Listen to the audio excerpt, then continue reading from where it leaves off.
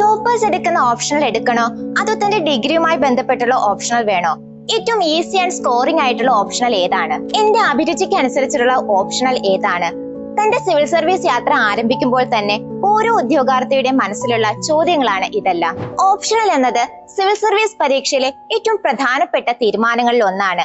UPSC മുന്നോട്ട് വെക്കുന്ന 48 optional സബ്ജക്റ്റുകളിൽ ഏത് വേണമെങ്കിലും നമുക്ക് തിരഞ്ഞെടുക്കാം. തിരഞ്ഞെടുക്കുന്ന സബ്ജക്റ്റിന് 250 മാർക്ക് വീതം വരുന്ന 2 പേപ്പറുകളാണ് ഉണ്ടായിരിക്കുക. ഒരു പ്രധാനപ്പെട്ട കാര്യം ഇവിടെ ഓർക്കേണ്ടതായിട്ടുണ്ട്.